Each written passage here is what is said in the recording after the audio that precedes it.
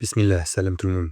Hier, je vous ai expliqué qu'en alternative aux monnaies fiat modernes, l'euro, le dollar, etc., qui sont objectivement illicites en islam, l'un des meilleurs choix possibles était de se tourner vers le bitcoin.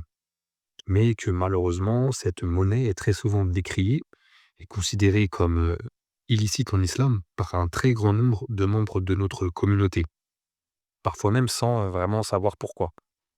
J'ai alors rappelé les bases avec le concept des 5 statuts juridiques possibles en islam et en posant sur la table qu'à minima, Bitcoin, de ce point de vue-là, devait être considéré comme quelque chose de neutre, quelque chose de licite, sans qui ne fait pas commettre un péché, mais qui ne fait pas non plus commettre une bonne action, quelque chose de parfaitement neutre, comme se trouve la plupart des choses en islam, et que si des gens avaient des arguments à poser pour défendre l'idée que Bitcoin est haram en islam, il devait apporter la preuve. La charge de la preuve de l'illicité pardon, du Bitcoin en islam revenait à ceux qui l'accusent d'être illicite.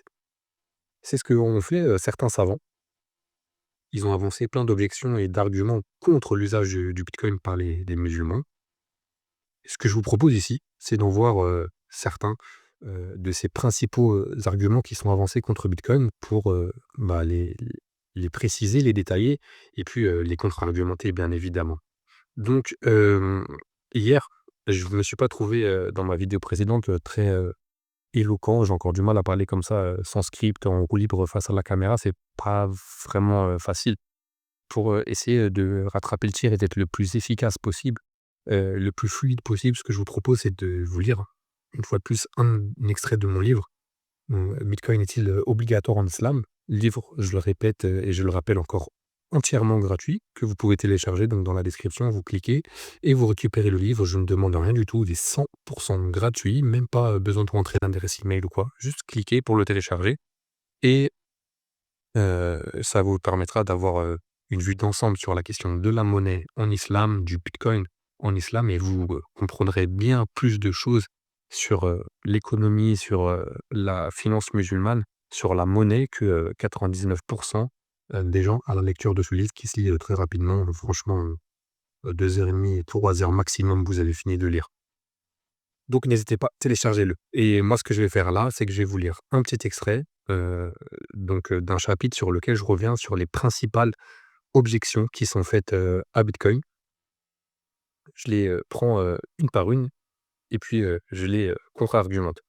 La première, la première, comment dire, la première contradiction à Bitcoin que je traite dans mon livre, c'est la spéculation excessive. Très souvent, c'est un argument qui revient contre Bitcoin, que ça sert à spéculer, à faire du trading fou, et cetera. Il y a plein de choses à dire, ne serait-ce même que sur la notion de spéculation. Mais je vais me contenter de vous lire ce que j'en dis dans mon livre, et si besoin est, je ferai des petites incises, des petits commentaires, des petits compléments par-ci par-là. Alors allons-y, bismillah. Spéculation excessive. L'un des arguments les plus courants contre Bitcoin est qu'il serait voué à la spéculation et donc assimilable soit au maïsir, les jeux de hasard, soit au har, incertitude prohibée. Il faut cependant distinguer l'outil de l'usage. On peut spéculer abusivement sur l'or, le blé ou le pétrole, sans que ces biens soient jugés illicites en eux-mêmes. Le maïsir correspond à un jeu à somme nulle, où le gain de l'un est exactement la perte de l'autre, sans création de valeur, comme les jeux d'argent ou les paris. Or, même si le prix du Bitcoin fluctue, selon l'offre et la demande, cela reste la logique normale du commerce. Acheter à un prix pour revendre plus cher, en assumant un risque réel. La valeur du Bitcoin, comme celle de l'or, ne révèle pas du hasard, mais résulte de facteurs concrets. L'énergie dépensée pour le miner, le capital engagé et l'équilibre entre acheteurs et vendeurs. Et oui, il n'y a pas de jeu de hasard dans le Bitcoin. Certes, c'est assez impressionnant de voir son prix fluctuer, passer de quelques centimes à des centaines, des dizaines de milliers d'euros aujourd'hui, parfois avec des mouvements très brutaux, des plus 50%, moins 30% d'un coup.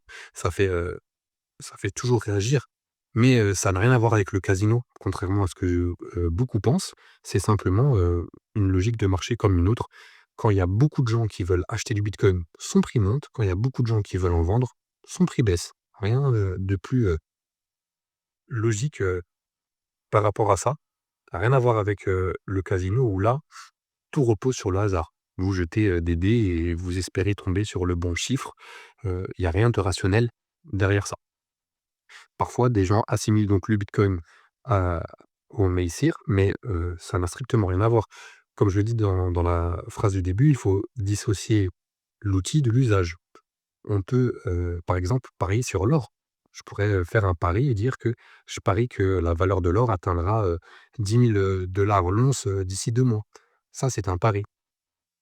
Mais c'est pas parce que des gens prennent ce type de pari sur l'or qu'il est illicite d'acheter, de posséder ou de commercer en or. La même, logique doit s'appliquer à Bitcoin. Je continue. Quant au RAR, il désigne une incertitude excessive dans la conclusion d'un contrat. Acheter un conteneur sans savoir ce qu'il contient ou sans connaître la date de livraison en est un exemple classique. Vous savez, ça, donc ça décrit les achats presque à l'aveugle, j'ai envie de dire. Donc là, je parle des achats de conteneurs sans savoir ce qu'ils contiennent, c'est un exemple. Je voyais des fois, il y avait une mode où des gens achetaient des colis sans savoir à l'avance ce qu'ils allaient contenir. Donc il y a des colis qui étaient vendus aux enchères. Et puis, une fois qu'on avait, gagné l'enchère, on recevait son colis. Des fois on savait pas, vraiment quand, mais surtout on savait pas ce qu'il y avait dedans. Donc ça, c'est, illicite en islam. On doit connaître absolument tous les fondements de la transaction. Quand je fais une transaction avec quelqu'un, je dois savoir ce que j'achète précisément, à combien je le paye, quand est-ce que je serai livré. C'est impératif en islam. Il faut une transparence et des connaissances complètes sur l'ensemble de la transaction. Rien de tel avec le Bitcoin. La transaction porte toujours sur un objet défini. Exemple 0,005 Bitcoin. De nature claire, une unité inscrite dans la blockchain et transférée quasi instantanément. Et oui, il n'y a pas de délai quand je fais une transaction en Bitcoin. En moins de 10 minutes, la transaction est définitivement réglée et inscrite dans la blockchain. Les deux parties savent exactement ce qu'elles échangent et toute contrefaçon est impossible. La seule incertitude réside dans l'évolution future du prix. Une incertitude commune à tous les actifs négociables et jamais assimilée aux rares prohibés par les textes. En résumé, observe-t-on parfois des comportements spéculatifs autour du Bitcoin, proches du jeu ou de l'excès? Oui, mais cela ne suffit pas à classer l'actif lui-même dans la catégorie du maïsir ou du rare. Sinon, il faudrait par cohérence déclarer illicite l'or, le pétrole ou le blé, qui connaissent eux aussi des cycles de spéculation. Or, aucun savant n'a jamais soutenu une telle position. La conclusion s'impose donc sur ce point. Ce n'est pas Bitcoin en tant qu'actif qui pose problème, mais l'usage que certains choisissent d'en faire. Et oui, tout comme, donc là je cite l'or, le pétrole ou le blé, vont parfois être, ces matières premières victimes de trading complètement fou. On a parfois des situations où le prix du pétrole et du blé devient même négatif à cause d'outils de trading, absolument, incompatible avec l'islam, ça je vous l'accorde, mais ça ne justifie pas pour autant que les matières premières sous-jacentes, l'or, le pétrole, le blé, soient elles-mêmes licites. La pratique du commerce qui se fait autour peut l'être, mais pas la matière en elle-même. Et donc la même logique doit s'appliquer à Bitcoin. Donc voilà pour, je pense que je vais faire, un seul argument, par vidéo, une seule objection, à Bitcoin par vidéo. J'espère que, cette manière de faire en vous lisant des petits extraits, de mon livre vous satisfait. Donc n'oubliez pas, le livre, je le rappelle, hein, complètement gratuit. Téléchargez-le pour le lire, ça se lit très vite, en 2 heures et 2 heures et demie. Donc n'hésitez pas et je vous revois dans une, prochaine vidéo pour, nous attaquer à une nouvelle objection contre Bitcoin. À bientôt, salam.